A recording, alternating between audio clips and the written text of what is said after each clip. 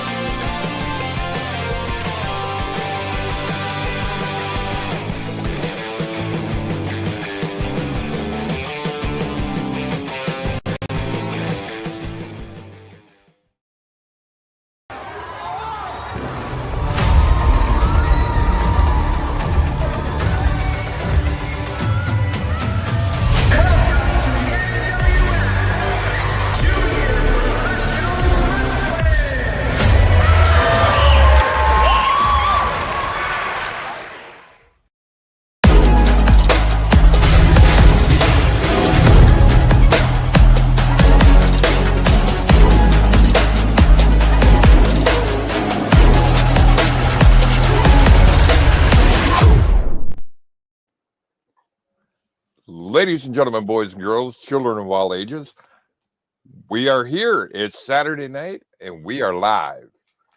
I'm your host with the most, Dixie Dave, and then we got Crusher Crossen over here. Whoa. Whoa, hold on a second. Dave, I don't even have the right shades. Oh my gosh, what am I doing here? This isn't the right ones, but it's cool, Crusher. This ain't even the right ones. I need to get the right ones. Jesus. What are my aviators? I mean, well, this'll do. Cool, Crusher Crossen. I'll just do the cool shades. Yes, we are live on a Saturday night. I love it. Okay, seeing that he wants to word it that way, we are live with the fool, Schmucker Crossen. Oh, so brilliant of you, Dave, to come up with that one. Boy, how'd you ever think of that? You know, Dave, I don't think I warned Ricky on this too. You should not be talking to Crusher like this. This isn't healthy for you. You're throwing boxes around in their job, but let me tell you something. It's not healthy with the shape I'm getting in. Just saying. I'm not too terribly worried. Makes me wonder if Tony's out there with his comments, his wise ass comments. You know, he's always one to talk to. Tony Begley, one of our regulars lately with comments with Crusher. Anyways, we are live. It's a Saturday night, of course. As you know, we're coming to you on Saturdays here for a few times. And well, Dave, technically, I think we've only got one more Saturday night show. Maybe two. It might be that January show too. I'm not sure on that one yet. It falls on a New Year's Day or whatever, and I just don't know if what's going to happen with that. But anyways, we'll figure that out. But right, we'll let you know when we get there closer. And so far, I just have one. Comments are starting to come in. oh yeah. Let's see. Gizmo says, Crusher, you are looking good tonight. Looks like you have lost some more weight. Well, you know, I wish I could say I did, but I'm pretty much where I'm at. I'm at about 174-ish, give or take, 174 pounds. I've pretty much been there for about 6 weeks now. I think that's my spot. And I'm okay with that. I wanted to get to 168, but you know what? That's close enough. Yeah. And you're just leaning out a little bit, and yeah, I've got my suspicions why, but like I said, I'm still getting reports from out there from family, but like lots of rumors floating around. You know, last forward show, Ricky didn't even show up. I think he was concerned something was coming down the line that he was going to hear, and he didn't want to be there for it. So he wanted to just he sent John in this place. Irish grappler John McCann, the NIPW heavyweight champ. He's a great guy, and I was happy to have him come on anyway. Yeah. It was great to see John. You know, he's got such a good head on his shoulders for this business, Dave. He is a like I said, he's a student of the game, man, big time. Good. You won't find anybody who knows John that won't say that. He's really good at what he does, and he's only getting better. And I have a feeling that one of these days you will see John on big time somewhere. He's going to make it. He's got it. He really does. So, and I can't wait when I see that happen. I think it will happen one of these days. Not it's possible for all of them, but I'm just saying, right. John's really he's got it, man. He just has it. Let's see. Let me get the comments are flowing in. Sports Talk says, I see Crusher is referring to himself in the third person again. Yeah, Sports Talk don't like that. The Ricky Henry lover here. Yeah. Well, at least I show up, Sports Talk, and I'm not hiding, watching the show from afar like our bold Ricky Henry did last week. So I just hope Ricky shows up for the next show, because big announcement coming down the pipe, Dave, on our next forward show. Yeah, I've got some ideas, but like I said, I'm not going there. It's going to be a fun show. Tune in next week, folks. We'll talk about more of that when we get to the end of the show. Sports Video says, John did a really good job of filling in for Ricky. I thought so. You know, John was a perfect guest when we had a guest like that too, because John is a trainer. He trains we had guys from Primo's Premier on.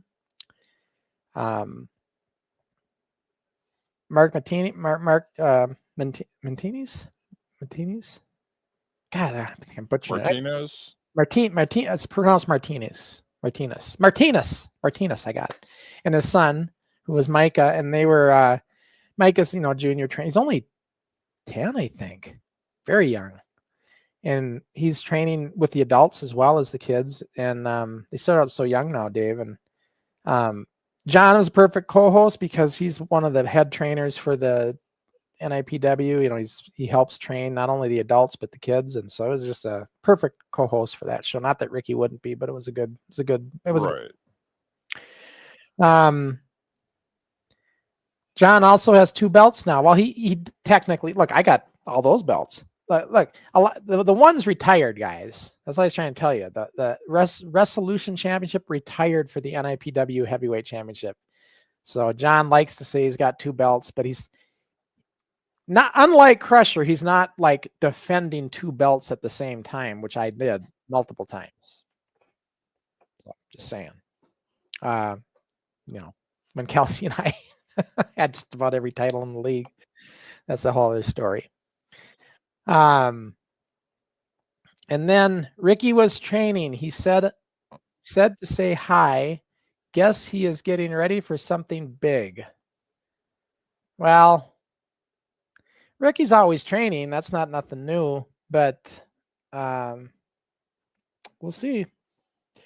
I'm not going to make too many more comments because I've been told I open my big mouth too much and I got to be. Well, that's obvious. But... What can I say? It's Crusher is the type of person that likes to hear his own voice. Oh, a little bit. But you know what? I can say the same for Ricky.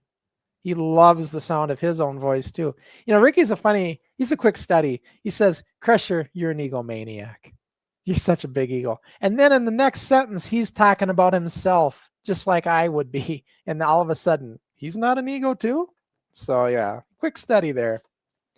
The only one on this show without a big ego is myself. Yeah, let me remind you of your big ego. If it wasn't for me, that Anoka Armory on October 18th wouldn't sell out. Well, I mean, facts are... I'm just speaking facts. It's the only armory show that you booked me on, and it's the only armory show that sold out.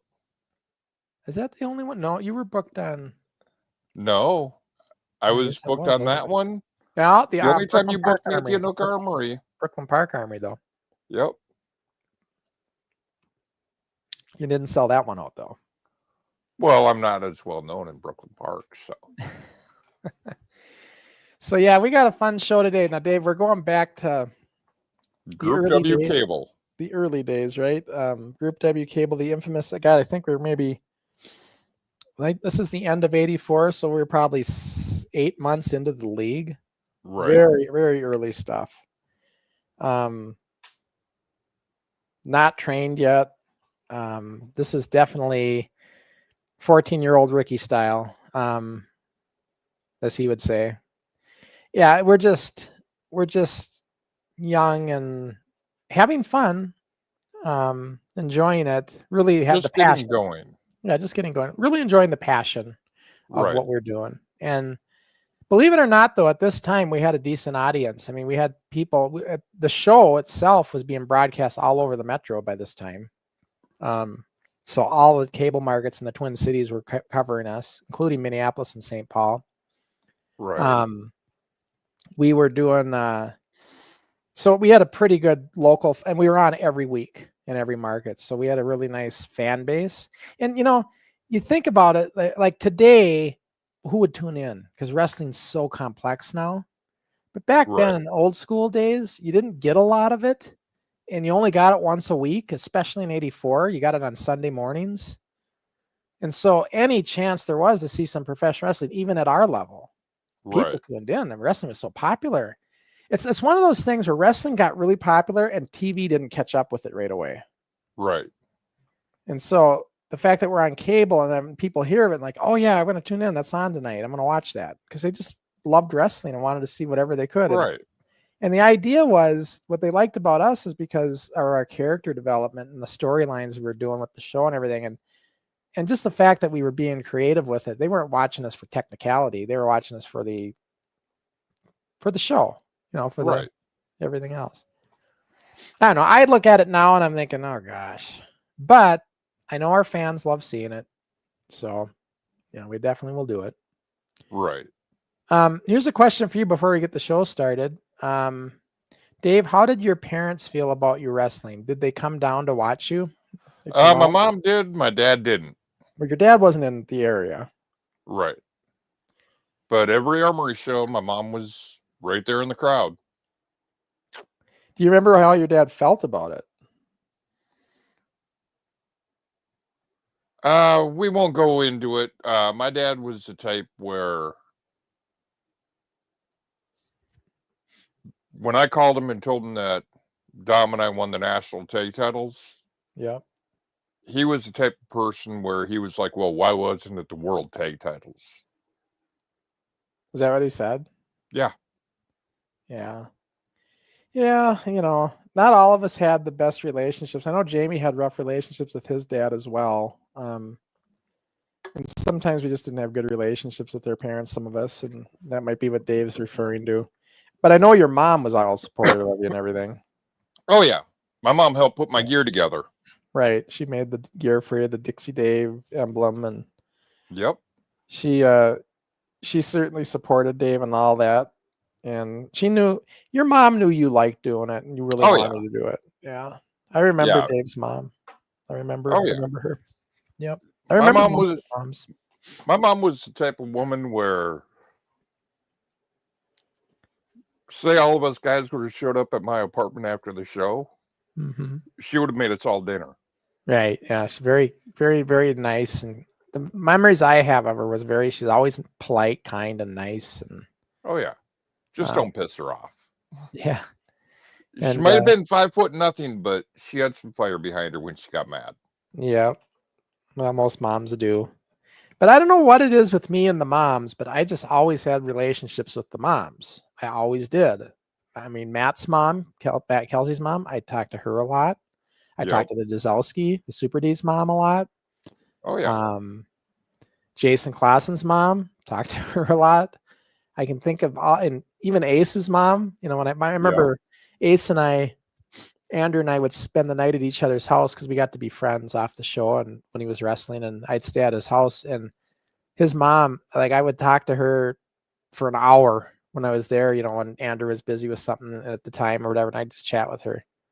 And all the moms, what it was, I think they were wanting to get to know me because they knew what we were doing this show. They wanted to know what I was like with, how am I running this thing? They kind of wanted to get to trust me. Right. It was a trust thing. And that's what I think they enjoyed, getting to know me that way. And I talked to them very adult-like. Like I had that's one thing Ricky and I have a commonality with is, he's very mature for his age and I was too. When I talk to adults, I talk to them at their level, not as a kid. Right. So I learned that early on just running the show because I had to deal with adults, the cable company, everything. Right. So I was used to that kind of thing. And especially getting parents to trust me. I knew, nobody told me. This is instinctive stuff. You just know you got to be like that. Now, if I acted really adolescent and untrustworthy, do you think they'd want their kids doing this? No. They wouldn't trust me if they didn't try. They wouldn't want their kids in if they didn't trust me. So, right. I mean, even for that time period. So yeah. Let's see. Damien says, Dave, did you make a lot of friends with other wrestlers, or did they treat you like an outsider because you came in later than most wrestlers? I wouldn't say I was an outsider, but I wasn't part of the inner circle. Right. Dave wasn't on the creative side as much, but he was always there. I always talked to him a lot, though. Oh, yeah. Almost on a nightly basis, we'd be on the phone late at night, and my mom would come in the room. Who are you on the phone with now? And I'd be like, Sean. Who else? Yeah. And not only that, no, Dave wasn't looked at differently from the guys only because we always had kids coming and going. That wasn't anything new. Kids were coming in, other kids were leaving. We had that kind of situation going on with the show. So it wasn't uncommon for like, okay, we got some new kids now. We got some new kids coming in. That was like a regular thing every show. We'd have new people coming in. So I mean, would they test me to see if I was willing to tough things out? Yeah. Well, that's how it was. You were thrown into the fire at the NWF. Right. You weren't trained. You weren't like given proper training, and then like it is nowadays where you get all this training before you even go on a show. Nah. Right. You were put on the show. And your training was your first match. And here's the thing, you guys. You think like, well, how could you do it? Well, because we're all fans. We watch it every week. We see them do the moves every week. So when we get in there and get our opportunity to get in the ring, we know what we're going to do. You know, we're right. not, it's not, sometimes you can make professional wrestling really difficult. And it's the hardest really, part to learn would be when to change things up, you know. Right. The match psychology stuff. And, you know, the psychology is the hardest part of it to learn. But it wasn't even, side. The psychology wasn't really as prevalent back then either, though, like it is right. today. Now today, what wrestling, pro wrestling's become today is much more complicated. It couldn't be done this way back today as it was back then. But back then, it's how, you know, honestly, all we're doing is a fake fight. Honestly, that's really what it is. We're putting on a stage. It's no different than you know, what they did in Rocky. Right. You know, we are staging a competition. Sorry, Crusher, but I hate the word fake. I mean, I know it's I don't like using it either, but we're staging a match, and that's what we're doing here. And that's how, so that's your mindset. And then you do what you know how to do as best you can. And in the back of all of our minds, and we don't even, it was an unsaid thing. We're not in here to hurt each other. Right. So it was like an unspoken rule, but everybody knew you're not in there to hurt each other. So that's where I really draw the line with people like Wayne. Sorry, Wayne. Backyard wrestling and us are two different things, because most backyard wrestling wasn't about that safety and not hurting each other. They were about pain and agony and really showcasing that. That was a big push in backyard. We didn't do that. Right. So I really draw the line there. We were about the showmanship of it. The showmanship, yeah. Not that there wasn't backyard leagues. I know there were some that did it that way too, but most of them, I can safely say most of them were not. They were influenced by ECW and the hardcore. Right. And those kind of things. All right, let's get the show started because we got people wanting to watch some wrestling, and I know they want to laugh at it. Some of this stuff's going to be funny. Oh, yeah.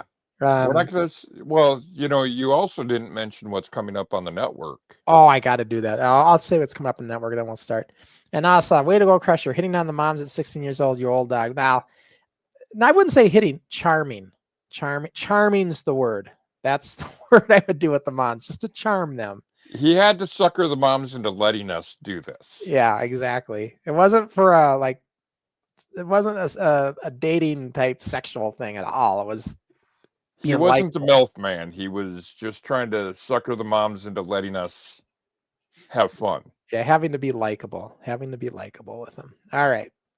Let's see what's coming up on the network, and then we'll get things started here, guys. So, Video Network, here we go. This is what's coming up in well, it'll be coming up on December 15th. This is what we're going to see.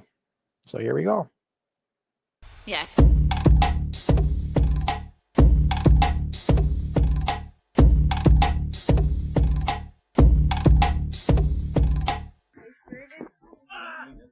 Another slam. Cover. 1, 2. Team in. What's it gonna be? Double clothesline. Right across. Right across. Oh, back body drop. No, double clothesline. Oh. He went flying like a plane. And believe me, that spring doesn't help all the way.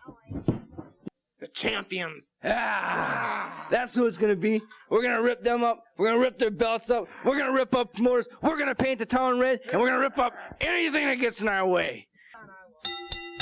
Somebody. who's about 6'1", I'd say, and close to 160 pounds. Comes off. Flying drop kick right under the chin. Looks like power press. Ooh, lands right on the backbone. What is this big surprise that I've got? You're all wondering, right? Well, I'll tell you this. In the talk of the town. Yes, it has, hasn't it? Yeah. Well, Crossen throws Taylor into the ropes. What's it gonna be? A big drop kick. That's the champion's best move, and he flattened him with it. Not another one. Oh, flying head scissors! What a well-executed maneuver by Crusher Crossen. He's reaching for the ropes, and Taylor grabs the arm, or Crossen grabs the arm, and he's not gonna get to the ropes. Coming off. Taylor or Crossen. Oh, and a big super kick. Ladies and gentlemen, I don't believe it. Crossen showing extreme agility. No, somebody's got to stop this, ladies and gentlemen. Hit him with the bell. No. And he caught him with the bell, ladies and gentlemen. Like that. I've never been pinned. Never. Disqualification. The fans just saw the match. I've never been pinned. You were just pinned, He Taylor. never pinned me. The ref was on two. He put his fingers up as two. That they might be tough, they might be wimpy. Who cares? We can still take them on. Very competent, but then they can afford to be. They are the lightweight tag team champions of the world, the Super Ds. Really. And we're going to get those Super Ds. I don't care where they are and what they are. But I know I just heard. We're here with your commentator, USA Kelsey. It goes for the pin. 1, 2. The Barbarians double teaming Mike. And he goes for a small package. Double back body drop. And he goes, oh, he must have been 10 feet in the air on that one. He goes for the cover. 1, 2. That's it for NWF Wrestling this week. Oh, wait a minute. Hey, y'all see what happened? We got some pretty upset Barbarians.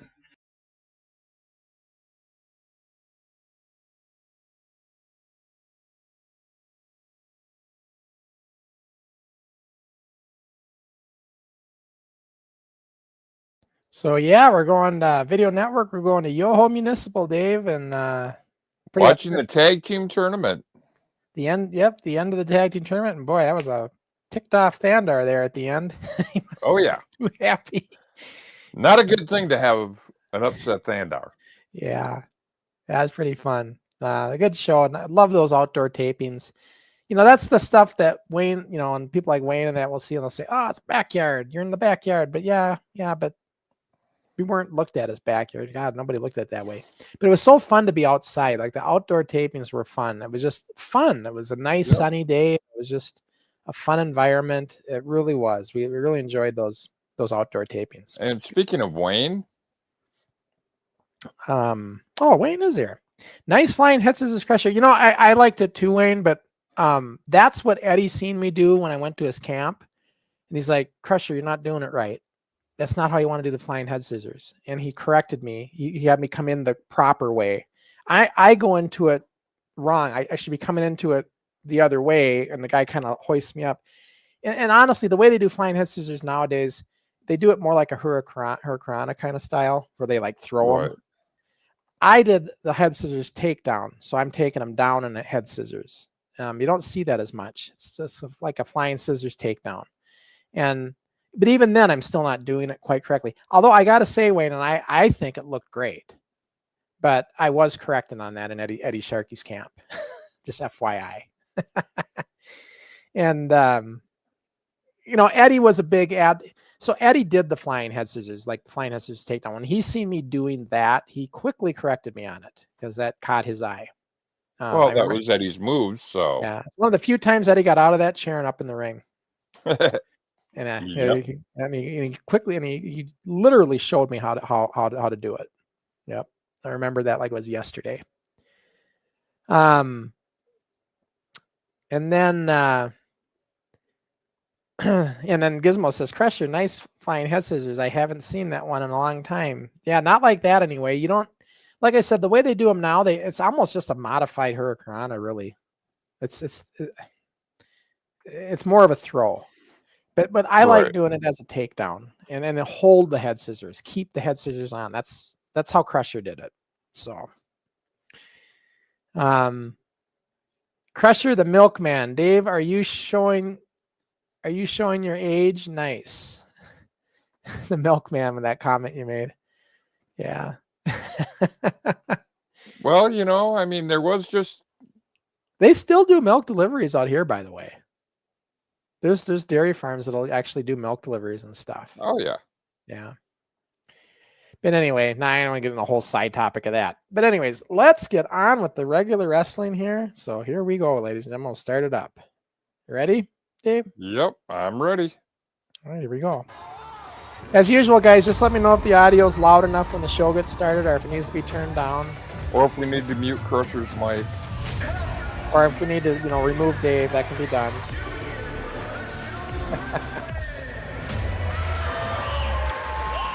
Do you guys like the cool Crusher Crossen shades, or do you like the Aviator shades better? I'm curious with the crowd lights.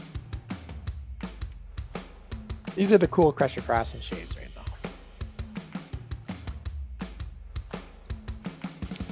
now. All right. Hopefully the audio's good. Doesn't need to be turned down at all or anything.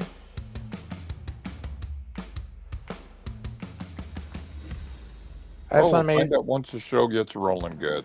Yeah, I just want to make sure they can hear us talking. That's what's important. Yeah, we were pretty delicate with those chairs, you guys. We didn't, except Peterson. We'd crack you with them. Oh yeah. We'll see a number of Peterson's chair shots in this. I had to always tell Brian, take it easy with the chair. Brian just had that temperament to him where he would swing it hard. Like right there, he had hit me with it. Oh, a special announcement, and it's spelled wrong. This is the original text that was done back in the day, folks. So it's like nothing's been corrected here. We're unable to bring you the title defense match that the whole Twin Cities has been talking about, but thanks to rapid editing, you'll see Crusher Crossen defend his belt against the Fabulous One with special guest ref Jackknife Jacob on the first match of the day. Now to the ring with Jackknife Jacob. Yeah, Jackknife Jacob was guest ref for my match with Brian Peterson, so that was a controversy right out of the gate. The one side is my main man. He's in the ring right now. Title match. Brian Peterson and his manager, Crusher Crossen. All right. Oh, no. The guys are telling me they like the Aviators. Some people like it when I mix it up. So I'm getting like a mix of both. Weirdo. Okay, Brian Peterson is from Parts. So Brian Peterson, always dressed the part. Crusher. He's in there with Killer Kampa. Nobody wants to know. And Rob's just being funny, being a heel.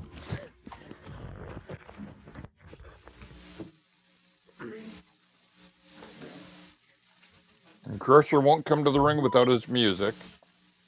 Yeah, back in these days, we had the music right in at the group. And of course, I was Eye of the Tiger originally, but copyright reasons, I got to change it out to this sound alike. I've got to add just a few minutes ago, I just ran down the street. This is where we had our live studio audience, actually. These are kids from school that came and watched us. You can see them kind of sitting on the side there, Dave. We'd have a few kids from the school that would show up just to watch. We started doing that at the tail end in the Group W cable days. I think I was talking to one of them right there that I knew at school. Okay, let me tell you, Jacob. You get my... out of my way. Now, first... And Rob's saying, you push me again, I'm going to disqualify you.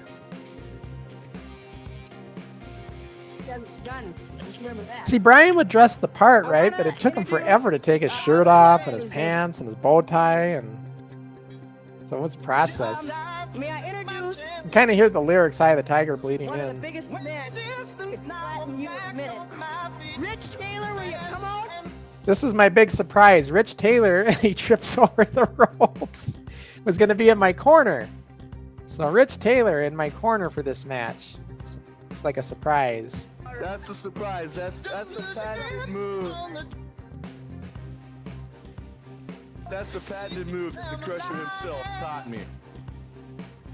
Well, apparently he didn't teach him very good because he fell over the top rope. I'm here to make sure that you guys Yeah, he fell in all right. You're gonna hit me over the head with a chair, and nobody gets away with hurting you. Are you listening, boy? Nobody. Rich is saying he's going to watch in my corner, make sure nobody interferes and nobody does anything wrong. Yep. That was the whole plan. Yeah, these days were fun. That ring, though, was not a functional ring by any means. It just looked like one. And you better not touch me or Had any of the those guys. ropes and the posts, and that was Otherwise, about you're gonna it. be disqualified, and he will too. You don't worry about me. Rob played such a good heel. Let's go, man. Here's a question for you, Dave.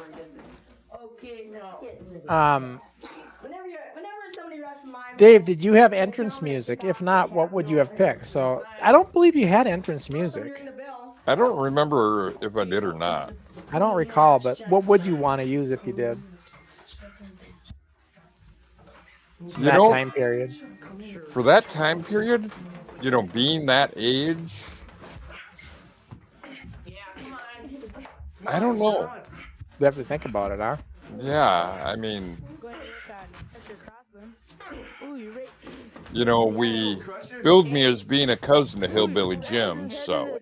For the original Dixie character, so you know, some kind of a, you know, bluegrass type song I could see you doing. But I don't know what you would want to use like in the Rattlesnake Jake days. Exactly.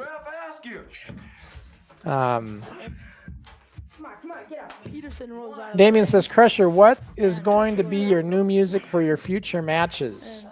Well, I don't know, Damien. I didn't say I was having any future matches. Nothing's been announced. If I was hypothetically going to have future matches, I took a kind of a straw poll on that with people I know, what they thought. The consensus was everybody says I should go to the original Eye of the Tiger.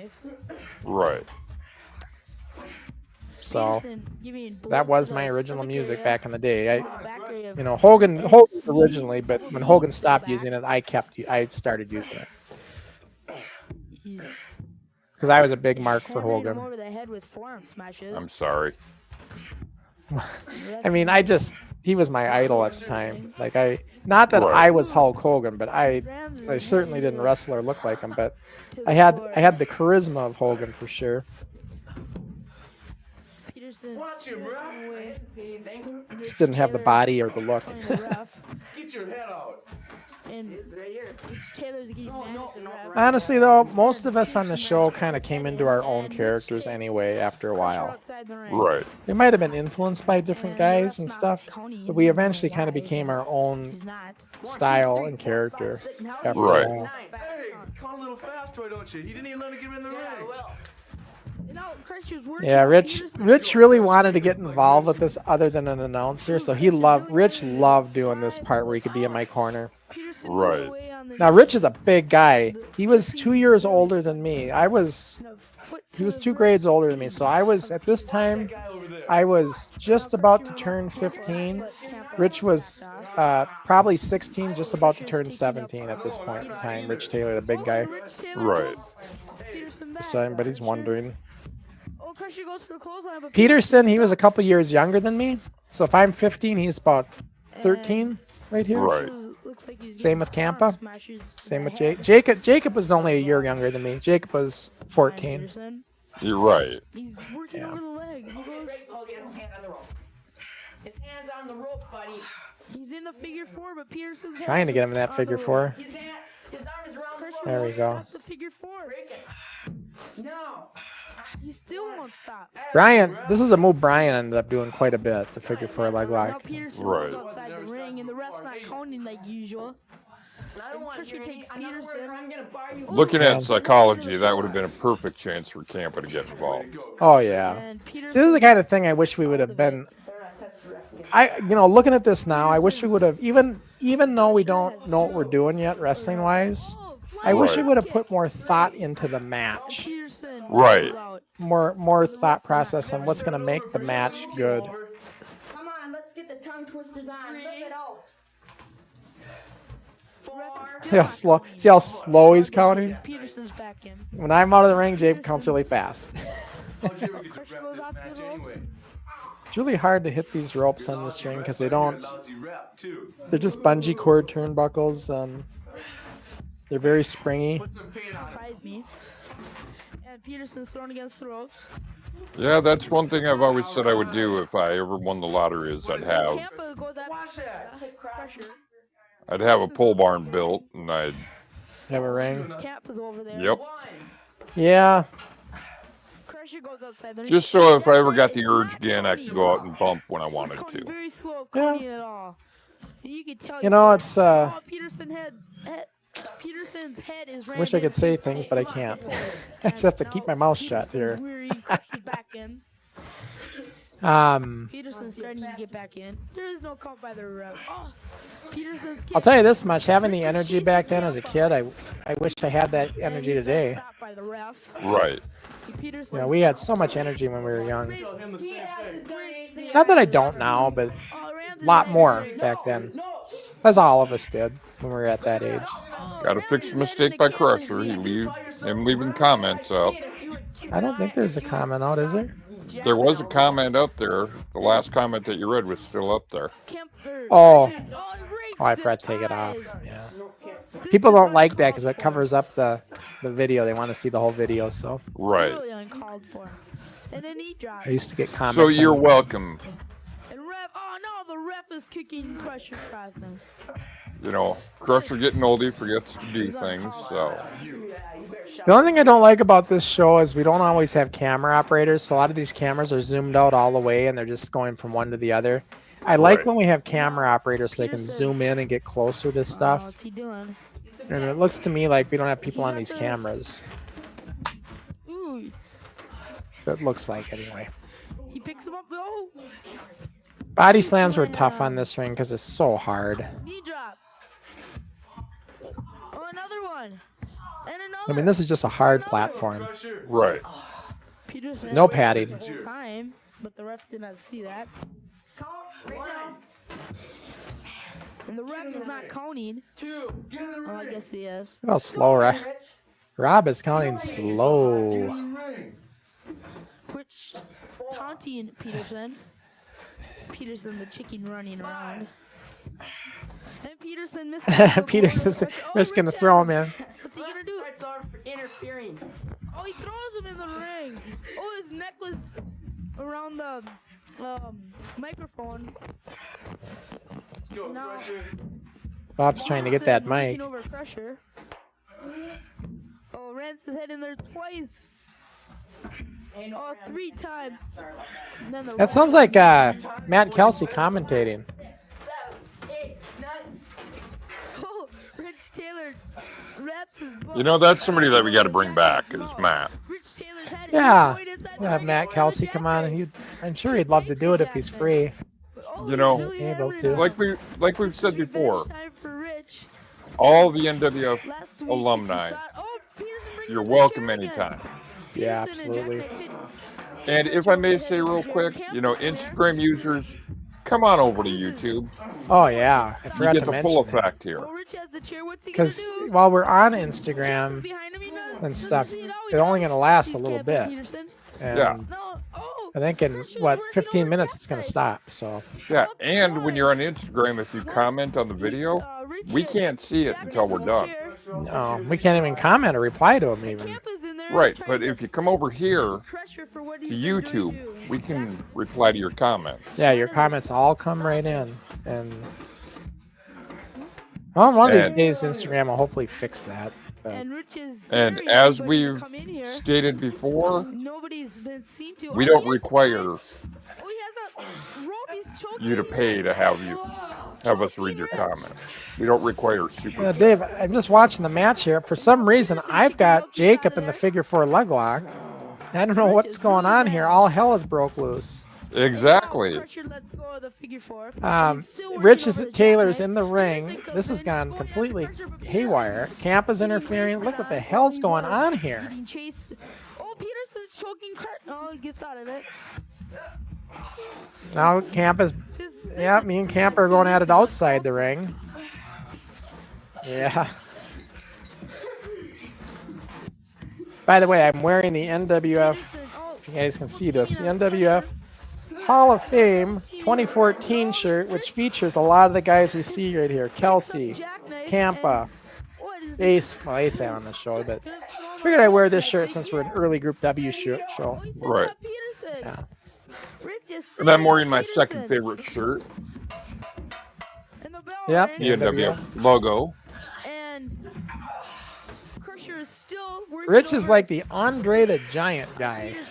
All shirts are available at NWF Wrestling website under our product. NWFshop.com is the best place to go for the merchandise. You heard it. So looks like Brian disqualified me. Which I was obviously, yeah, Jacob. I mean, that's obviously Rich interfered. I mean, I don't argue the decision, but it had to be done. No one, I guess. And you heard the decision. It's a comment. Whoops, not that one. I meant this one. Rich is wearing a black outfit, which with a black curtain behind him, not the best choice of play. Well, yeah, we didn't realize, you know, it was going to show up. And part of the problem with the VHS restorations is the videos deteriorate after time, and it gets darker and darker and darker over time. It wasn't this dark when it aired. Right. It's just one of those facts. And I can't really bring it back without ruining the video with the brightness. This is getting out of hand. Somebody should get Rich's pants ended up ripping, you can tell. I think it happened when he jumped over the top rope and tripped. And his pants ended up ripping right in the crotch, like Ricky's did that time in a match. And we all laughed about it afterwards because we said, Rich, look at your pants ripping. We watched it and everything. It was funny, but it was just, you know, what can you do? I remember us all laughing about it, though, when we noticed it afterwards in editing. And then, yeah, Sports Video says, I see Crusher's wearing a black shirt, too. Yeah. You should have the blue curtain out. The blue curtain, I think, looked better, honestly. No way, I'm not going to take this. For this kind of stuff.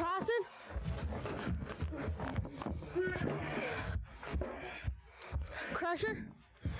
Come on, get your revenge. Get your revenge. That's Superfly Rich talking. Get your revenge. This was a common thing that we needed to get under control. At the end of matches, they would go to complete haywire. Yep.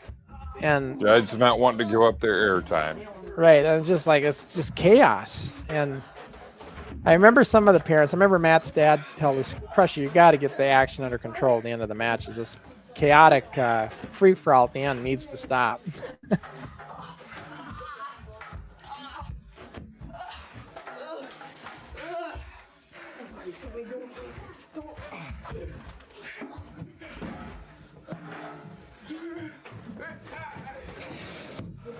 Yeah, this is just like chaos, man.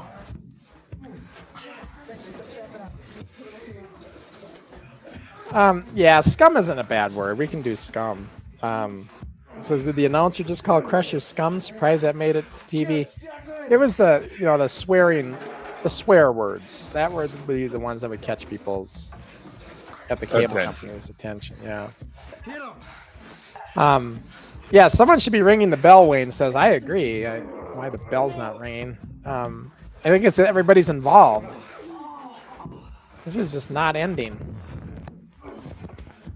Part of the reason this show is so tough to see too is because this was dubbed down a second time because this was supposed to be a 2-hour special and Tronson wouldn't let it air that way. So we had to edit it down to a different tape to get it to be a show by itself. And that was already because I didn't have the masters anymore to use.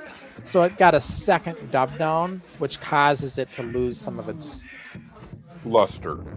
So that's why it looks a little kind of washed out. That's the word, washed out. Hey, Crusher, just so you guys know. It's one of those shows that have a little bit of side effects. Yeah, the bell needs to be ringing. Superfly Rich is trying to put some law and order here. Now Kelsey and Kampa trying to go at it. Everybody trying to get a little airtime. And we have no announcer. Because Rich would be our announcer, and he's busy involved. I think it's finally come to an end. The official decision. There is no decision. All right. Got through that chaotic match. Newsflash on Merciless Mike. Hello folks, this TWF News Flash deals with Merciless Mike Ackerman, one of the most powerful wrestlers in the TWF. He's also a very good one, a former champion before he lost it to Jackknife Jacob. In a very cheap match, he was recently in the hospital because of a concussion and other injuries due to the antics of Jackknife Jacob, but now he's back and he seems to be better than ever. You can see some live action now between Jackknife Jacob and Merciless Mike Ackerman. Yeah, little news flashes. These are little segments we started doing on the shows. Right. Just to kind of highlight guys. This one on Merciless Mike. Yeah. Well, I hope We are very limited with what we can do with the technicality, like, you know, having this like little box thing. This is like all makeshift stuff that we could, very limited with what we could do. Right. Until next week. Good night. I mean, doing this isn't exactly easy in these days, what I'm trying to say. Right. That was a chroma key effect and everything to do all that we just did there. Okay, we're That's what back they called to it. TWF with our Little League match. The Marvelous Brandito. Brian's still out of breath. And entering the ring is the Marvelous Brandito. One of our new lightweight wrestlers, the Marvelous Brandito. Brandon Reed was his name. From the Crossen side. I don't know. I've just come in and I don't know how they wrestle, so. Okay, well good luck. Brandon's a good kid. And entering the ring right now, John Fritz, my cousin. Yep. Furious Fritz. Yeah. Okay, what do you think about this match? You think you'll win him? Yeah. Okay, well, good luck to you and clean match. Yeah, the little guys, we're just getting our lightweight division going. You know, we had the Dynamite Dude, we had John Fritz, now we got Brandito. This match got cut down and edited, though, in the master tape, so we don't have all of it. This is very limited. Yeah, we were called the TWF in these days. The next show, is it the next show? Or no, it's not the next show. So 2 shows after this, we changed to NWF. Right. Yep. To avoid lawsuit with. Well, not a lawsuit, just Trans World Airlines requested us to change. But no, TWF was not a problem. We had already did that change. Right. But we just went national. So we thought if we're going to all these national cities, we're not Twin Cities anymore. We're national now. Yep. That's why we changed it to National Wrestling Federation.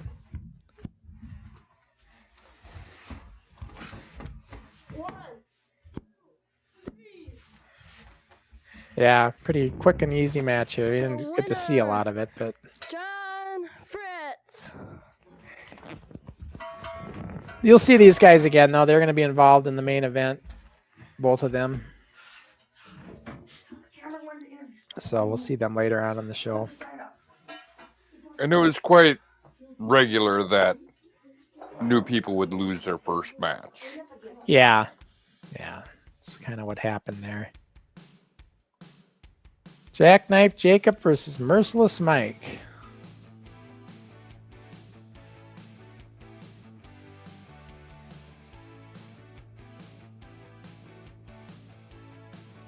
Folks, the TWF Action Hotline, what you've all been waiting for the TWF. Now we've got the Action Hotline.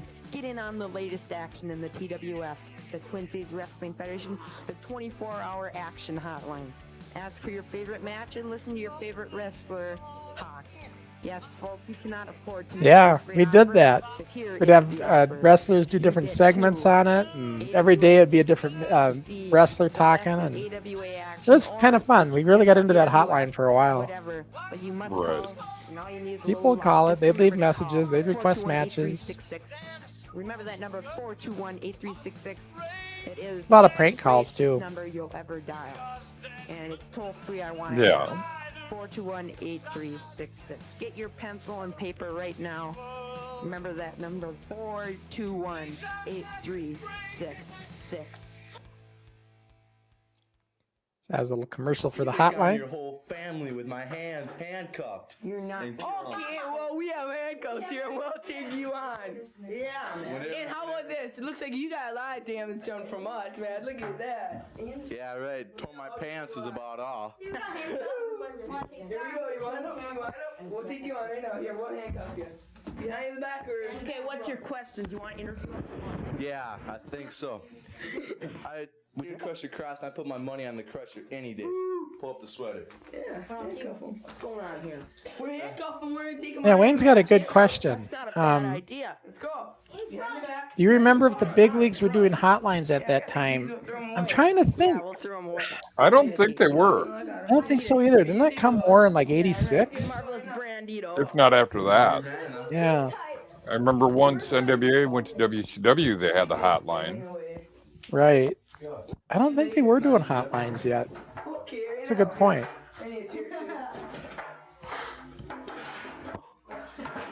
You know, it's just to go show that the NWF was ahead of its time.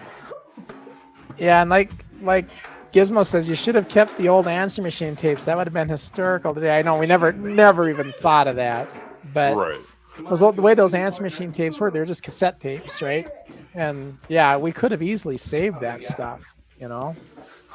Basically, it was a cassette player type thing that was in your answering machine. You know? That would have been cool to save. The next match is. And then, did you ever sports video wants? Did you ever have where the hotline featured a live wrestler to talk to? Now we couldn't do anything live because it was one call at a time. So people would call, they'd hear it, and then it'd be a little message or whatever, and then when it was done, they'd hang up. And then the next person would have to call to get through. So the phone would just keep ringing over and over if we could get through. Most of the calls came during the show when the number came up on the screen like that. So that was my own phone number. My mom got me my own phone line in my room, so it was separate from our house number. Like, because she got, when we used to do the hotline with our regular number, the 421-6798, she got so sick and tired of the phone ringing all the time. So that's why she got me my own phone line. Right. Because she didn't want to have that phone ringing off the hook all the time, and it was. Like we did to him and Merciless Mike. So, remember that time? Mike was in the hospital. It was a good way to get my own phone. Oh, yeah. A couple weeks. Yeah. That was pretty good. A week or two. Uh-oh, I hear Crusher's music. The 10,000, the only. The one, the only stupid Crusher Crossen, the Kampa. So what is this? Superfly Rich and Crusher Crossen versus Killer Kampa and Jackknife Jacob, a tag team match. Yep. That's Superfly Rich in there in the blue. You see your Jacob and Kampa on the outside or the other side, and looks like I'm there. All right. Tag team match. Northside wants to know, Crusher, now that you've seen Ricky wrestling for a while, what finishing move do you think would work against him? The drop kick, maybe. Well, let's just say this. You know, Ricky's got a great drop kick. I'm not going to deny that. He does. His drop kick is good. And you know why his drop kick's good? Because I perfected it with him. I got him to think about it, and I got him to do it good. Not saying I'm bragging. I'm just saying I made it good. The ego's flying again. But let me just say this. My drop kick, my flying drop kick is still the king of the world. And that if I were to do a flying drop kick, that would be a finisher that I would feel comfortable with against anybody, well, not just remember you did break Kelsey's jaw. Break his jaw? Remember? Yeah, according to Matt, it got dislocated, and that's still a very much controversial thing. I don't know if I buy it. I'm sorry. I just don't buy it. And if I did dislocate his jaw, well, Ricky better look out then, well, shouldn't he? Wayne says, any idea what Kampa is doing these days? Yeah, you know, he talks to me now and then on Facebook. He's in Kampa just messaged me a few weeks ago. He said, Maybe it's time Crusher Crossen versus Killer Kampa in a comeback. What do you say? Something like that. Yeah. I don't know what he's up to exactly. I think, in fact, if I'm right, he just moved out of the Twin Cities, out like in the up north somewhere, maybe. Right. I think that's what he said. I don't know if you've seen it, Dave. If you get a post. I do not have Kampa on my. You don't have my. But anyways, he moved out. He was in the cities, and he kind of moved a little further out, I think. And I'm not sure what he's all doing these days, but he's you know, he's got his relationship with his wife or his girlfriend. I'm not sure if he's married or not. I think he's married. And yeah, he's pretty quiet though. Doesn't, you know, like I said, we chat here and there on Facebook. And then next time you talk to him, you should talk to him about coming on. Well, like I said, Dave, these guys all know they can come on. I just don't want to pressure them to come on. You know, I don't want to have there be any pressure, like they feel obligated. If they ever want to come on, they know they can. They just have to reach out to me. And then Sports Tech says, I don't know. Ricky did a great flying double leg drop kick in his championship match. Yeah, that one he did with Ben coming off the top rope, or the second rope. Yeah, he does. He does have a good drop kick. I told you I'm not going to take it away from him. But Ricky knows where he got good with that drop kick, and we'll just leave it at that.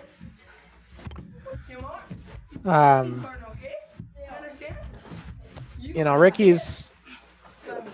Here's the thing with Ricky Henry, you guys. He's gloating and boasting about how he beats these guys, right? I beat him. I beat him. I beat him. He always beats guys when they first start out. Sage Valentine, first match ever, beat him. Ben Nelson, first match in the singles match, beat him. He just had a match with a rookie called Adam, beat him. And he boasts and brags how he beats all these guys. But the moment he gets in there with somebody with experience, like Paulo Trassi, for the championship, it was a draw.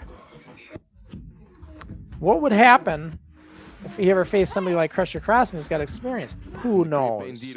So I'm just saying, Ricky talks this big, tough game, but let's see what happens when he gets in there with somebody who has got a little more experience under their belt. Right. You know, Keaton, another one. Brand, first match and everything. And yeah, Ricky handled him, but we'll see. We'll see what Ricky can do if he ever gets in there with somebody with more experience. I'm just talking hypothetically, guys. Well, you know, I mean, him versus John. Yeah, well, you know, they have had lots of matches, but John has won most of them. Right. Although Ricky's won the later ones. So Brandito's in there. Look, all hell's breaking loose here, Dave. What the heck's going on? Well, you know, it's one thing that became commonality with the NWF. Yeah, but Brandito's not matches, even... all hell I don't think it's the end of the match. Brandito's just interfering.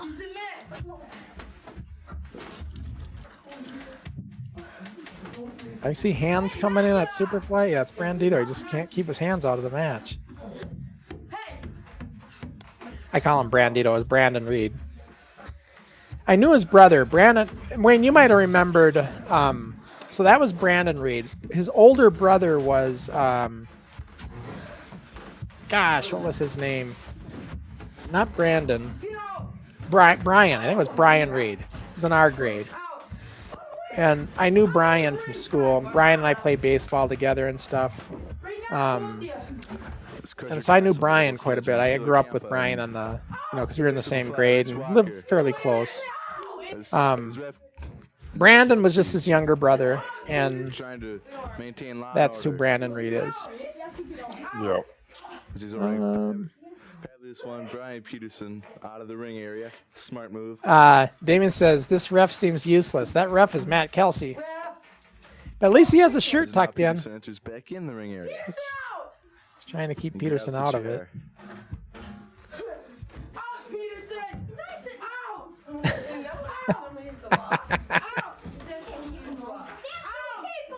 There's not enough room on camera for all three of those egos. No, there's not. There's John Fritz on camera there. There's Jacob. Ironically enough, this is Jacob's last show, guys. This is the show, his final show, because after this, we and him got in a big argument, and I suspended him, and he eventually quit. A little behind-the-scenes talk. Yep. But none of us missed a beat with it. Like, you know, somebody like that leaves the show, you think, gosh, that would have an effect on the whole league. It really didn't. Just okay, he's gone. We move on. These folks, this is you know, this is Ray Johnson here, reporting on this match. that sounds like Crusher Crossen saying he's Ray Johnson. Some commitments to make, but he'll be back. So let's get into the match. Here we have Crusher Crossen and Superfly Rich going against Todd the Killer Kampa and who is that other one there? I just arrived. I'm not sure what's going on. Jackknife Jacob, I believe. Jackknife Jacob really into the match, just walking all the way down the halls in the Group W facilities. Really doesn't care who wins or loses, it appears. I don't know why Rich Taylor's not commentating. Like, he's our normal announcer. Right. I'm not sure why he's not commentating. But back onto the Recuperating from all the chair shots he received from Peterson. Yeah, he took a pretty major one at the end there. He just really knocked him with it. And marvelous Brand Vito over there in the corner of the screen with that blonde It was still so much fun to do these shows, but we were just so limited on time. Like, we only had a 3-hour block in that studio to get the ring set up, record 2 hours worth of wrestling, get it tore down. Yep. Superfly Richmond and Killer Gambo, which all right, there's the match. What's Crusher Cross, the team of Crusher Crossen and Superfly Rich. There's Rich. And now we're gonna go up to the ring with Rich Taylor. Oh, it looked like Rich had to change. That's what's going on. Damn it. You son of a... Oh, Crusher almost swore there, Dave. Yeah, I heard that. Hey, Crossen? Me? Next time we meet, it'll be me, you, and Kelsey against Jackknife, Pretty Boy, and Todd Kampa. That's exactly right. I am the fabulous one. Yeah, you look like a piece of you know what. Next match is And I'm taking, say, even Rich direction. Trying to figure out the next match. Oh, Kampa. I want to wrestle. Ready for the next match, which would be Kid Kelsey versus Killer Kampa. Yeah, that one was just decided on the fly there. Waiting for the two combatants to enter the ring right now. Gizmo says, so far Crusher has been a wrestler, a manager, an announcer, and a cameraman. Looks like you did kind of did it all. Yeah, jack of all trades, I guess, right? That was all of us. Come in right now. Yeah, a lot of us. Here is member of the Crusher Crossen family, Kid Kelsey, and member of the Jackknife Jacob family, Kampa against Kelsey. Killer Kampa. Is it not even waiting for the bell? Back to your corner, back to your corner. Kampa give him a cheap shot. Okay, waiting for the referee of this match, Superfly Rich Walker. Hopefully Rich is commentating now. Having an announcer for it. No, he just announced that he was going to be the ref. No, I don't think so. I think we get an actual referee in here. No, he's not the ref. Here comes the referee, Superfly Rich Walker. Peterson, what are you doing in the ring area? You've caused enough trouble for one day, haven't you? You can't even be in here without causing trouble, so why don't you just get out? Just stay here, don't worry about this one. If Peterson even puts a foot on the ring, I will disqualify Kampa. Look at Kelsey doing the clapping. Why is he clapping? Okay, Rich. Trying to get the crowd into it. Yeah. They're booing him though. Kelsey's clapping and they're booing him. Oh yeah, that's pretty funny. Classic during a Kelsey match though. Yeah. All right, Kelsey and Kampa. I really enjoyed matches with Todd. You know, me and him had a good chemistry inside this ring for this time period. Our characters really clashed well.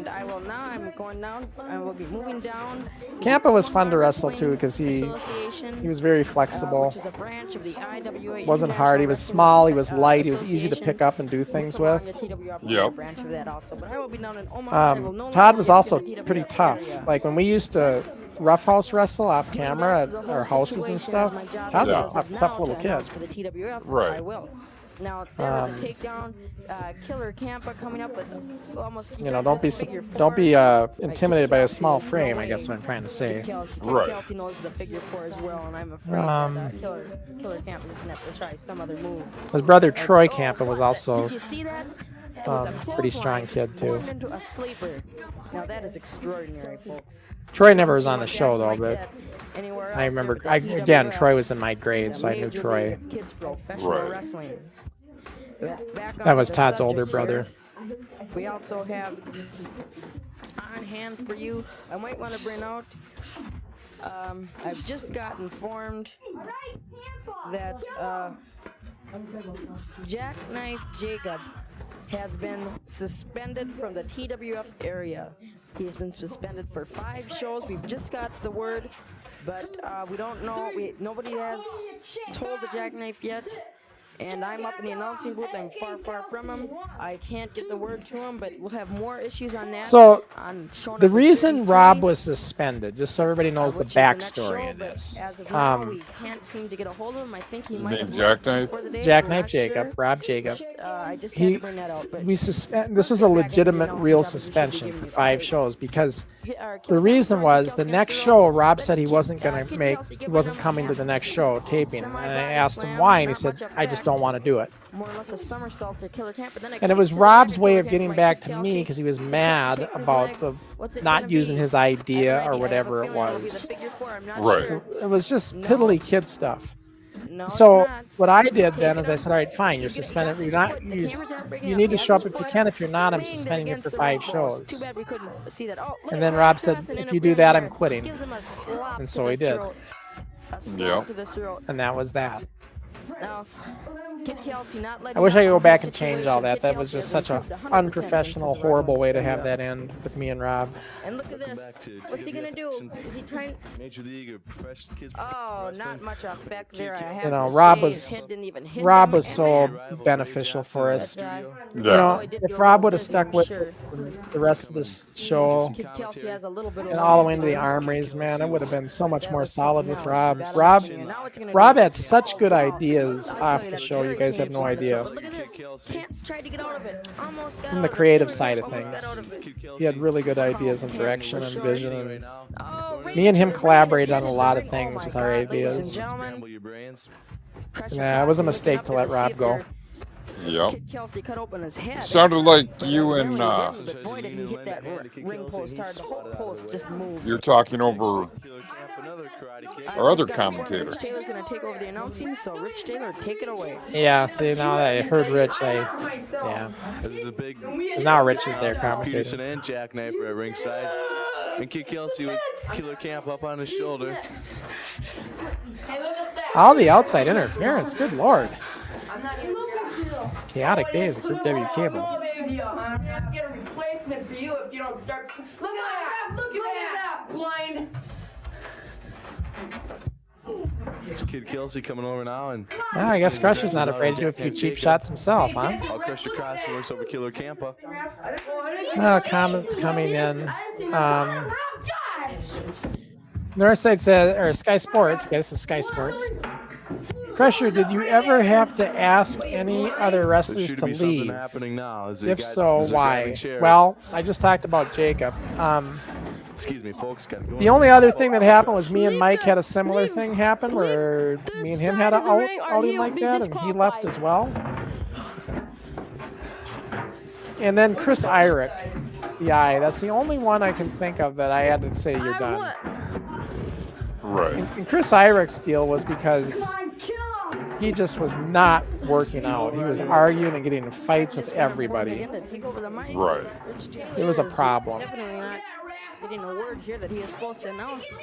Everybody was pretty much welcome to be a part of this. But if you cause problems or friction like Irick did, it's for the interest of everybody else if we have to ask you to go. Right. Kid Kelsey here. It's out of hand. Will there be a submission? I don't know. What's this, Killer Kampa?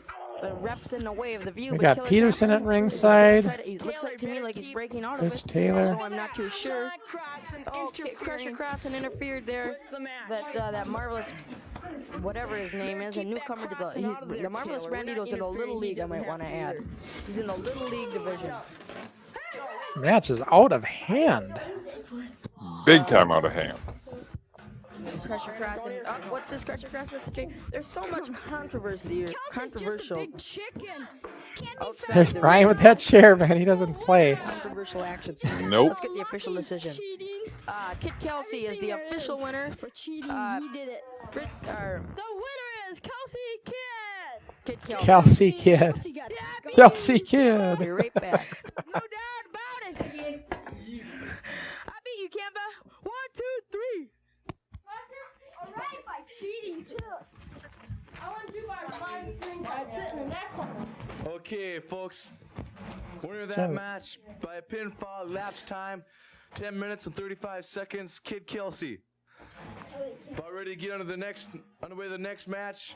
Introducing the first contestant, entering the ring area right now, Superfly Rich Walker. And his opponents, now entering the ring, the fabulous one, member of the Jealous Jacob family. Jealous Jacob, Brian listen Peterson. here. Jackknife Jacob in the fabulous one. Jealous Jacob. He's Crusher Crossen. the Kampa family. I want to say something. Kampa saying it's the Kampa When are you gonna family. purchase your manager the weasel suit? Huh? When are you gonna get your manager that weasel suit? When are we buying corn? Out of space. Crusher. You better worry about your match. Yeah, you better be, you pup. All this smack talk. Yep. Okay, already get underway with this match. Time limit 15 minutes. Now the question is, will this match be in control or out of control? What do you guys think? Oh, I'm almost guaranteeing it'll go out of control. It's the theme of that show. I see another question came in. Yeah, I see it too. It says, when did you guys get rid of the chair coming into the ring? Did someone get hurt with one? Well, no, what happened is Brian, yes, Mike Ackerman. Brian just got too rough with the chair shots, and he hit Mike so hard he gave him a big goose egg. And so we thought this is getting out of hand, so we made a rule. If you bring a chair in during a match or after a match, well, during a match, automatic disqualification. Yep. And it was like a real rule. So that put a stop to the chairs. So if you notice when we got, and this happened on the last Group W show we were at. So when we first started getting into the garage, all of a sudden you didn't see chairs used anymore. It like came to a halt. This is Kid Kelsey Right. here too. And that was why, because we just felt it was in the interest of safety. Really no match. So it's not like we weren't oblivious to safety, but when Mike got that goose egg, we thought, yeah, this is getting out of hand. We don't need to do these chair shots. Like Brian was just getting too rough with it. I put moves on him that Yep. Is all it was. Wayne says that last match totally out of control. Well, This I'm not one- sure if he's referring to that match or it came in after we said, do we think this match will stay Well, in yeah, control or- yeah. If he's thinking, but you know what? So far, it's been under control. I don't see any Yeah. issues here. hurt that leg that I worked over. So far, so We good. have here Superfly Rich Walker against fabulous one Brian Peterson. Rich loved doing that headbutt. Seconding The headbutt a lot. Peterson, Jackknife I just Jacob, wish we put a little more Kampa. technique into our wrestling. We were Myself kind of was seconding Superfly sloppy Rich with Walker. this. But that's always 20/20 hindsight vision, right? Yep. Right now, It's easy to Crusher look at Crossen it is now and joining make here at those ringside. What you got to say, Crusher? comments. Rich, you never felt any better. You know, Jealous Jacob, we all know his tactics. Didn't work too good. In fact, I was just... And Wayne giving him a taste of clarifies. his own medicine right here with Killer Kampa. He's giving him a little taste of his own medicine. He didn't like it. But the main thing... Yes, this match is going to be out of control. Not yet, Wayne. Six-man tag Not coming up. yet. We already won the- It's we under already control. won Law and order has been tag team established match, here as you know. so I don't far. know, Rich, come on, Rich. Get, 2, come on, get 3. Hey, Rap, look over there. Hey, Rich. Don't look over there, Jackknife. ref. Yeah. Let me tell you something. Good, now you start your I've got a we're gonna Brian was a pretty methodical wrestler. Like he would do lots of whole arm locks, leg locks, whatever. If you notice his wrestling style, Brian was, and he always liked doing that forearm smash like he's doing right there. That right. Hit him with his forearm. He did that a lot. See, look at that. Brian Peterson. It was beautiful. His shoulder was up. Hey, look at that. His shoulder was up. Yeah, just claiming his shoulders up. And I'm gonna be the champ. We're gonna be tag team champs. Just watch. Peterson, I'm gonna get you. 6-man tag coming up, Superfly. You come on in here. We're gonna... All right, now we're getting to the main event. Now it starts out as a 6-man tag, but it's going to change to an 8-man tag. You'll see it all unfold here in the beginning of the match in the intro. Now, will an 8-man tag get out of control? I don't know, probably. I'll almost guarantee there'll be some out of control activity here. Yeah. The winner of that match on a pinfall. You never hit my guy with that bell again.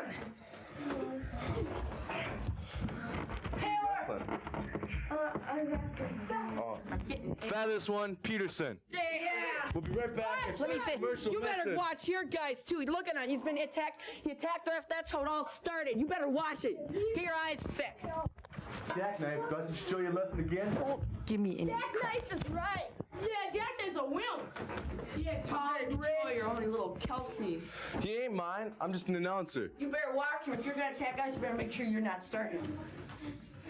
I'm really talking smack with Rich here. Tactics, Jackknife, and I'll take care of the rest. Peterson, come on. I'm mad. There's all the phone numbers. Yep.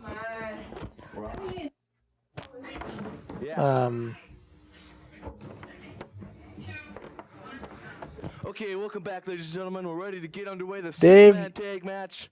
Do you miss not being part of the league since the beginning? Do you feel like you missed out on anything? Not really, because I was in the league during the highlight of what the league was. Yeah, you weren't part of this. But I think what he's asking, do you miss all this kind of stuff? Would you like to have been a part of this early stuff? Oh, it would have been fun to be part of it longer, before the adults got into it. Well, I think what he's asking is like in the state it was in. I'll try. Any state of it would have been fun to be a part of. Right, that's the thing. That's what you guys in the new era have to understand. Back then, we just look. It was a wrestling ring to us. That was a wrestling ring. This was going to be a wrestling match. That's how we looked at it. We didn't look at it being like, oh my gosh, what the hell? That's a wooden stage with 4 wooden posts and bungee cord ropes. This ain't a ring. Not in our eyes. In our eyes, that was a wrestling ring for us kids. Yep. Yeah. I think it's up to you to watch what they do. So for that time period and everything, for sure. I'm just with the and entering the ring. Go whippy one. Forces of good. Go get him. Go get him. Take care of these twerps. Take care of these twerps. Everybody, get your corners. So I see me, Kelsey, and Rich against Kampa, Jacob, and Peterson. However, it's going to get modified. There'll be Fritz and Brandito coming into this as well. See how this happens. It unfolds right here in the beginning. Jackknife Jacob has just offered the proposition of having an 8-man tag. So yeah, Jacob requested an 8-man. So we're calling Fritz in. Brandito's taking the ref shirt off.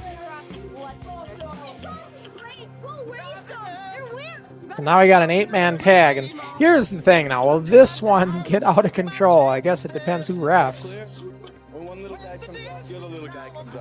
Yeah, we just made a rule. If the little leaguers are in, the other little leaguer has to be in.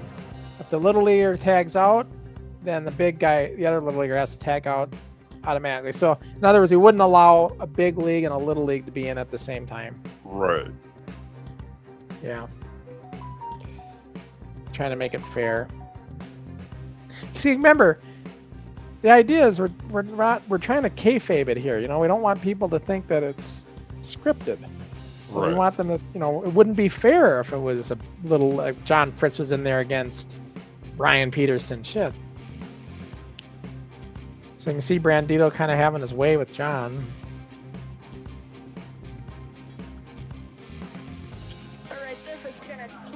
I think Brandon was in amateur wrestling as well.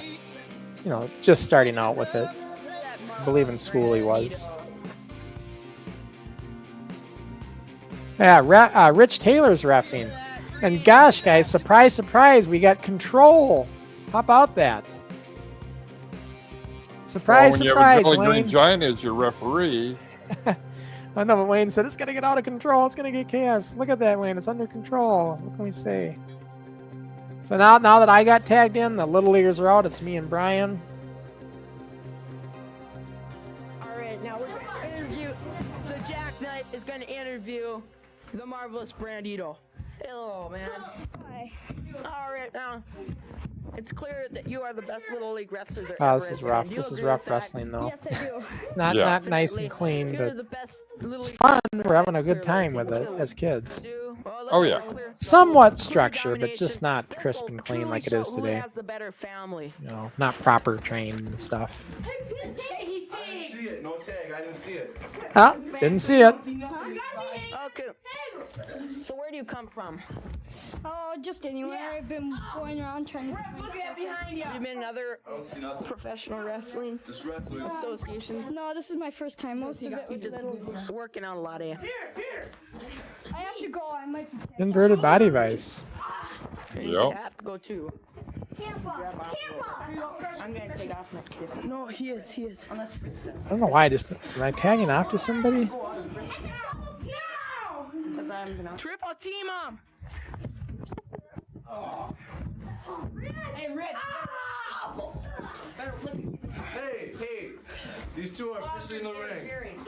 Who's dominating this match right now? We soon will be. There comes Brandito, so now Fritz has to come in. Yep. Has to get in there. You hear Brian calling it out. Oh, he's obviously taking care of this match. Brandon's handling Rich. He's coming in. Okay, you better. We're gonna kick him. This guy's ain't no good. We'll show him. Chat. Hey P, we're gonna kick these guys. That's Kampa talking. These guys. No. He's up. Little squirmy, Brad. I don't like it when the directors in the control room do these weird wipes, like the star wipes, the diamond wipes. I don't like that stuff. I'd rather just be cuts or fades. Right. We're not Star Wars, you know. Sorry for the inconvenience there, folks. This is Ray Johnson again, bringing you the top announcing in the TWF. Let's get in with this match here now. This is an 8-man tag. Marvelous Brandito has his fair share of interfering, doesn't he? Now, we got Oh, yeah. a 6-man tag with the big league. And if So that's whichever team Jacob in there with tags after the Crusher. Little League, then By the way, guys, that black shirt I'm wearing, that Adidas shirt, I still have that shirt. I found that the big one. league member will have to leave. Super So small. say if Crusher Crossen tags on to John. But I do have that one. Over there, outside I the wore that ring, shirt quite a that bit in means the that early the Little days, League will that have black to one. come in like we've just Yeah. done. Now, All right, the Little Leaguers are in Brad again. and Furious Fritz in the light blue. These are the Little League defenders. Oh, what a takedown there by Marvelous Brandon. He got some down for the pin. But Rich Taylor. See, uh, it's almost a shoot. Like he's actually trying to pin him. Now we got another pin here, I believe. Crusher Yeah, a little Crossen interference by with the Crusher. match, pulling him right out of the whole situation. Crusher Crossen gives him a kick. I see a little chaos starting here, Dave. Yeah. For a second time, but Rich Taylor holding on It's to a him. typical thing for an NWF match in this era. Crusher Crossen Yeah. interfering for a third time, ladies and gentlemen. Look Trying to at this. get Brandon off him. Pulled him right out of the ring, hitting him. Oh, but Killer Camp trying to interfere, but not much effect. Jackknife Jacob now getting involved. Crusher Crossen's out of the They're all scene. flashing. That's all fake money. Marvelous flashing the money around. Furious Fritz pulls it out. Ref saying there is a tag. So the big league comes in. So Yeah. who's gonna come out to go against Superfly Rich don't care. He's just going to take on Brandon. He doesn't care if he's not supposed to be in there. pulling his neck on the rope. The Jackknife Jacob is gonna come in. Now wait a minute here. Oh, what a drop kick right to the midsection on. Yeah, a lot of our drop kicks went to the midsection, babe. Yeah. That's the way it is. Well, we didn't know exactly what we were doing yet. So. Right. But we didn't hide that behind that. We just said, hey, drop kick to the midsection. Quitting time here, but we're going to go on for the few more minutes that we can. He's out of the ring. Okay. Surprising, though, it is somewhat in control. It's not as bad as I thought it was going to be. Right. That might be part of it, why, you know, with Rich in there, there's a little bit more law and order. Crusher Crossen has demanded him to be back in. There was no reason for that. Crusher Crossen was very mad, but we got Matt Kelsey in the ring, Rich Walker in the ring, all up on Fabulous Peterson, Crusher Crossen coming in, Marvelous Brandito in and out, and there's King Kampa with the stinking money they've been flashing around. He's gonna get half of it ripped off. They're so dumb.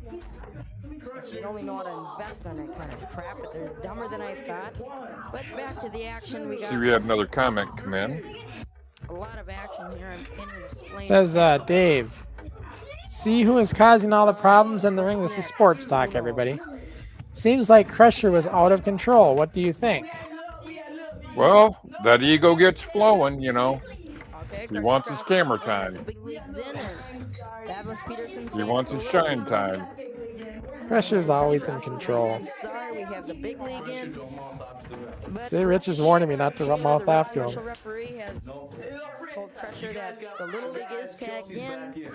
But Crusher Crossen not taking that at all. Look at his face. He's very mad. He's in a look at nailing that little sucker shot on Brandito. Furious Fritz in the ring. Oh, what a throwdown by Marvelous Brandito. I guess I get this comment out. I don't know what this deal is. They don't like it when the comments to cover the video. Matches, but I'll see to that we get that out of here. Yeah, somebody playing Eye of the Tiger in the studio on the over the vid. No way we're gonna aim fact. Oh, like say I think I seen a 3 count, Dave. Oh, Marvelous Brandito, was it? Let me get some information here. I don't know what happened. I'd missed it. Rich trying to keep me under control. I'm squirming away from him. Okay, here comes the chaos moments. This is the end of the show, though. Not much left. Yep. Let's get the official decision here. I'm not very sure. I'm sorry about that. We're going to get the official decision. The winners by a pinfall. The team of the Fabulous Ones. Jacob, the Great Brandito, and Peterson. And we got Killer Kampa. And new guy right here. And the new arrival. That new guy is Rough Ryan, you guys. Ah. Yeah. And I also see that is Dean Carlson in there. That guy in the striped shirt on the right, that's Ace's younger brother, Mean Dean. Yep. Making a rare early appearance. He really didn't start wrestling until way later. Interesting that he showed up there. Hi, I'm here with Crusher Crossen and Superfly Rich Walker. Crusher, what do you got to say? What do I got to say? I got to say a lot. Rich, let me tell you, the main nitty gritty of the whole situation. I hate these interviews. Is that you always hate all your interviews. And Peter Pan Peterson. They say him what you will. Sound like Ricky, but I don't know. No, get on. He always seems to interrupt in every single thing he does, and I'm getting sick of his interruptions. He interrupts all the time. Specifically, I don't really care for them kind of interruptions. Specifically. Rich. But, it's Jackknife Jacob, not Jackknife Jacob. Remember that one, too? Yeah, Rich screwed up his name the other show, so I'm giving him crap about it. This is Ray Johnson here. We're going to bring you some highlights to next week's show, show number 33. We're going to show you a few matches. It's 32. In just a minute. 33. Okay, next week. All right, showing highlights from the next show coming up at Group W. By the Fabulous One Peterson, the Russian Destruction and the masked Russian Destruction. We're going to be seeing him going against Mr. USA, Kid Kelsey, and what a matchup that's going to be. We also have other great matches as of Fabulous One Peterson versus Superfly Rich. What a matchup. As you can see, Fabulous One Peterson putting on a figure 4. What a matchup this one's going to be, I tell you. Superfly Rich on the revenge. We also have Crusher Crossen going against Killer Kampa. There's that half shirt, you guys. Match on the request of Crusher It's like watching that Crossen, half shirt. giving Killer Kampa a little shot for the title. It's not, you don't see this too much, a champion giving a challenger a chance, but we're gonna have all sorts of great action there, along with the return of Merciless Mike Ackerman and many others, as you can see. See Rough Ryan at ringside. Half of this, and we also want to bring out Jackknife Jacob out of the TWF. He is no longer in. We've told him he's been suspended for 5 shows, but he said he's going to quit the TWF. He is heading down to the Omaha Wrestling Association. Sounds like kayfabe storyline now. Yep. We'll see. I don't think Jackknife is going to Omaha. Information comes. But I hope you have a good night here at the TWF. This is the TWF signing out with 1 minute and 4 minutes in the program. We'll see you next week. Good night.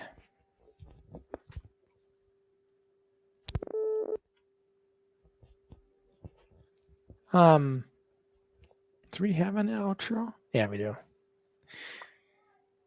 Hello, folks. This is Ray Johnson, the Kids Twin Cities Professional Wrestling. Your ref was Mike Ackerman, Sean Crossen, and Kid Kelsey. Co-producer Mike Ackerman.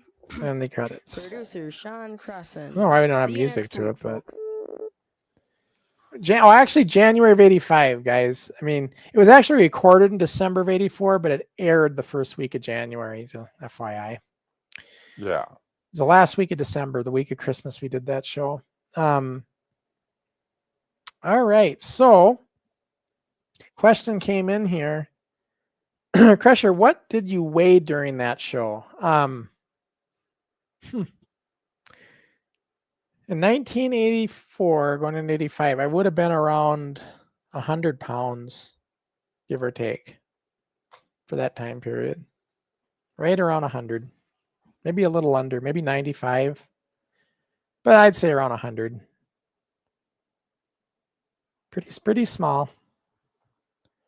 It's only 14 going on 15, so. Yeah. Yeah, those early Group W shows, it's tough to watch. Well, they're fun for the fans to watch. Yeah, the fans like it, but it's just, when you look at it for what we became later on, it's like, how do we ever get there from here? Exactly. Who would have thought that at the end of that show, and then beginning in 1985, fast forward, what? 40 years? No, I was going to say 12 or 13, maybe 14 months from that point, we're going to the Anoka Armory. Yep. And getting 300 plus fans showing up from that point in time. I mean, this is where we were at. We developed quite quickly. Right. So that's pretty cool to look at it that way. But yeah, it was a good show. I thought we'd talk about what's coming up, right, Dave? We always want to do that. So let me bring in some media assets to share with you guys. Before I talk about what's coming up on the next shows, I want to talk about what's coming up for our champion in the NWF, Ricky Henry. Tomorrow, ladies and gentlemen, tomorrow, Sunday, it's sold out at the, or no, it's not sold out. I take that back. Their tickets are still available. I don't know how many are left. It's going to be in Bangor in Northern Ireland. Ricky's going against another newcomer, Tom Peterson. So Ricky Henry versus Tom Peterson at the Grand Social, defending the NWF belt. And, he's taking all these matches with these newcomers, thinking he's a big stuff. Sports Talk, your guy. Well, hey, at least we have a fighting champion. Yeah, but why, fighting champion, yes, but why doesn't he fight against Crusher? He never wants to take a match with Crusher, Because he doesn't want to, he wants to take on up-and-comers, not old washed-up has-beens. If we're talking about Dixie Dave, I'm talking about Crusher Crossen in the prime of shape of my life.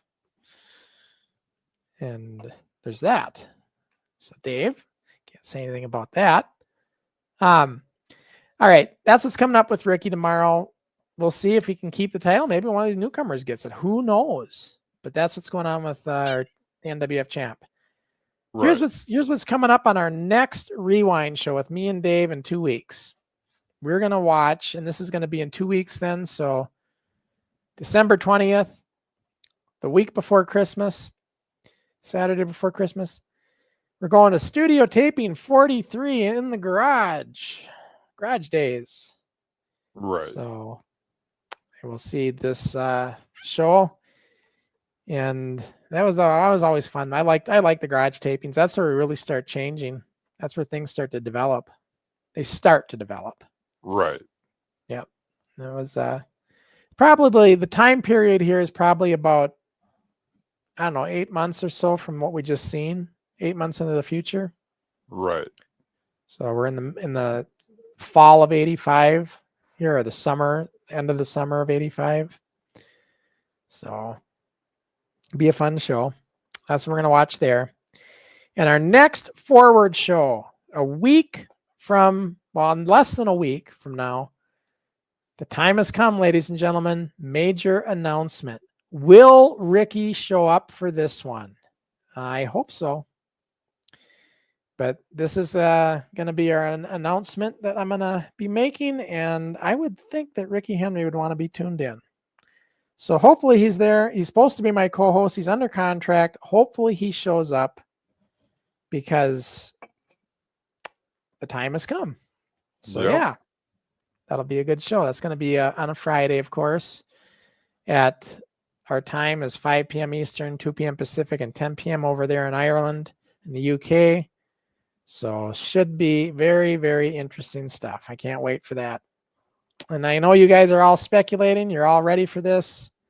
We'll see what happens. I got a couple comments here. At least Ricky hasn't sat on his belt for 30 years, according to Sports Talk. He sat on it for a good 60 days when he was in Canada. I'll say that. Well, you know, that's because, you know, the guy that he was facing over there didn't want to put up his title. So he says. You know, title versus title. Yeah, that's what he says. And, you know, Ricky just broke a record, you guys. I don't know if you caught that on Forward. Ricky is the second longest reigning champion now in NWF history. He's held the NWF title for almost, well, 5 months now. Right. So that makes him the second longest reigning. Who is the longest reigning champ, Dave? Well, I would say, seeing that you're bringing it up, the longest reign would probably be you. Of course it is. And Ricky thinks he's going to be the longest reigning champion. Guys, tune in next week for a big announcement. You never know what's going to come out of NWF Forward on that show. So we got to watch for that one.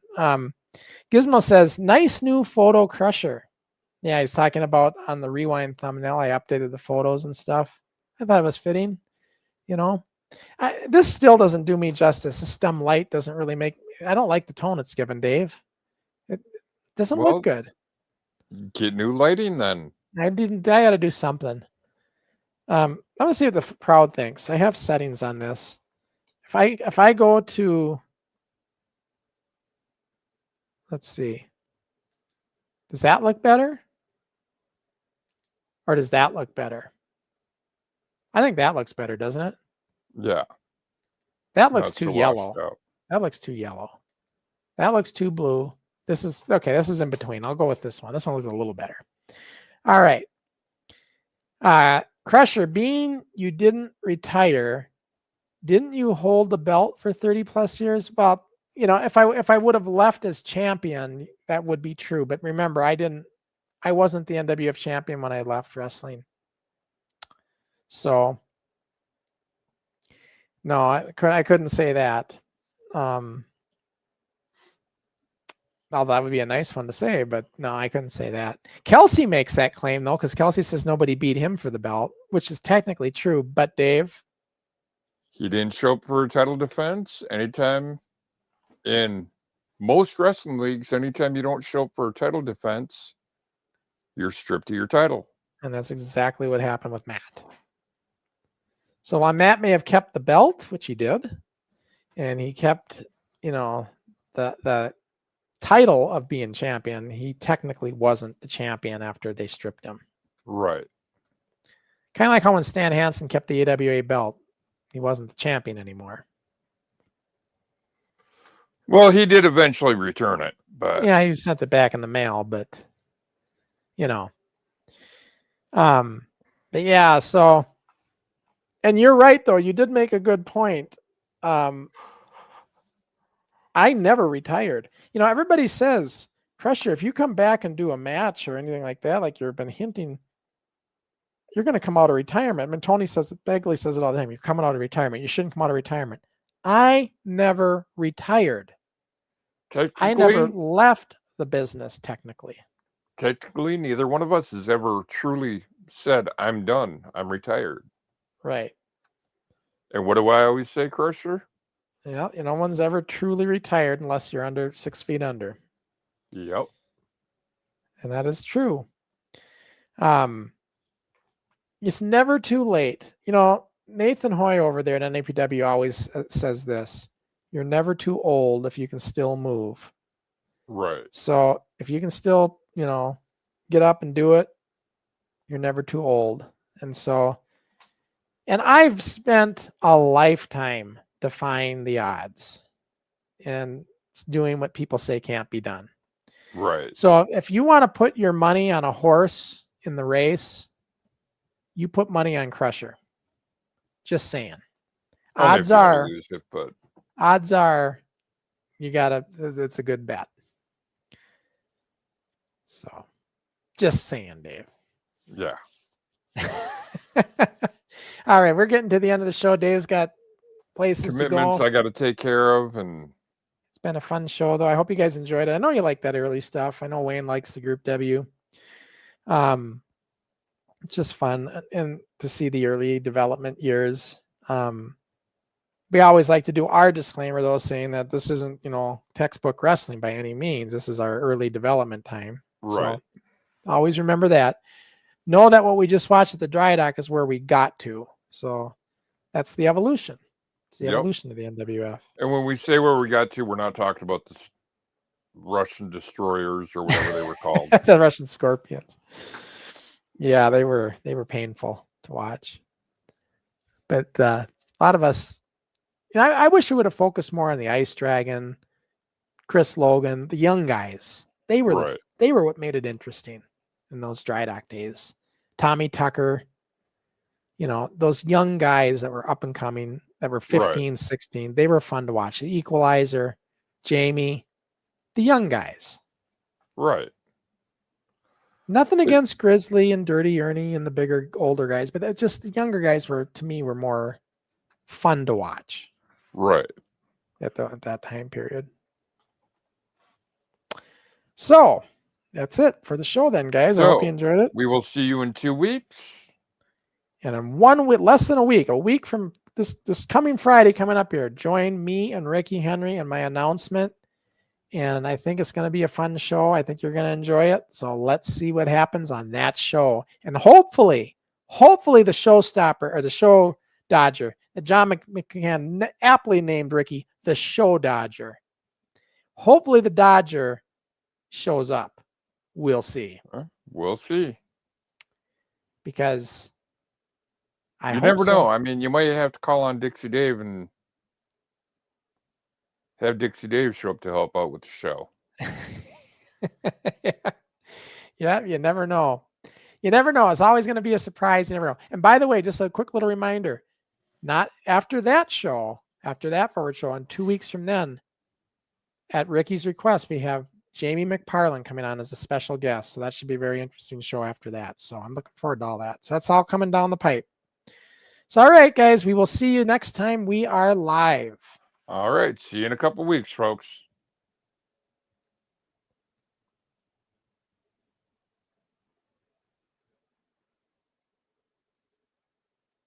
Sorry, it didn't want